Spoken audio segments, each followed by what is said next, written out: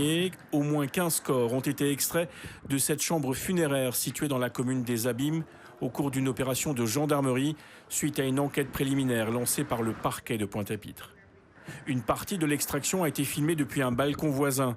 La vidéo, d'une durée de 4 minutes, montre notamment la sortie de plusieurs sacs mortuaires par des personnes munies de protection respiratoire, tant l'odeur ce jour-là était insoutenable au dire de plusieurs témoins.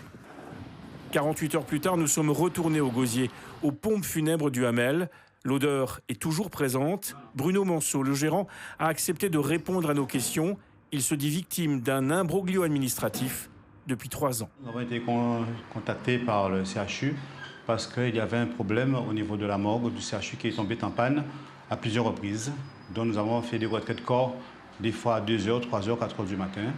Et nous avons eu une première vague de corps qui était de 8 corps. Parce que nous étions pendant cette période pandémique et il n'y avait pas d'espace chez aucun confrère pour mettre les corps. Et donc vous avez eu une première fois 8 corps et ensuite 18 corps. Mais qu'est-ce que sont devenus ces corps? Est-ce qu'ils ont été inhumés? Est-ce qu'ils ont été réclamés par les familles? Comment ça s'est passé? Ces corps n'ont pas pu être inhumés pour la simple et bonne raison que les mairies refusent de nous délivrer les autorisations d'inhumer parce qu'il fallait passer un protocole assez particulier parce que ces personnes étaient déjà décédées pour toutes d'entre elles plus de 2 ans avant d'arriver chez moi.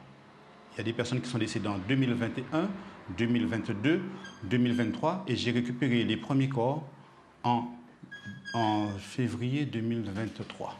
Donc vous comprenez bien que la complexité de la chose, il fallait des autorisations préfectorales, il fallait faire toutes sortes de demandes. Cela fait plus de 2 ans et demi que nous nous battons pour faire inhumer ces corps. Les textes en vigueur imposent en effet que la collectivité concernée doit procéder d'urgence au service funèbre de toute personne dont la famille n'a pas réclamé le corps dans un délai de 14 jours. Or, la mairie des Abîmes s'y serait opposée en invoquant un manque de place dans son cimetière. Contacté, Éric Jalton n'a pour l'heure pas donné suite à notre demande d'entretien. Mais cette histoire dramatique cache en réalité une autre histoire, similaire, mais aux proportions encore plus grandes. Le 19 février dernier, Thierry Devimeux, le préfet, a signé un arrêté portant dérogation du délai de 14 jours pour la crémation de 32 autres dépouilles mortelles reposant dans la chambre froide mortuaire du CHU de Guadeloupe.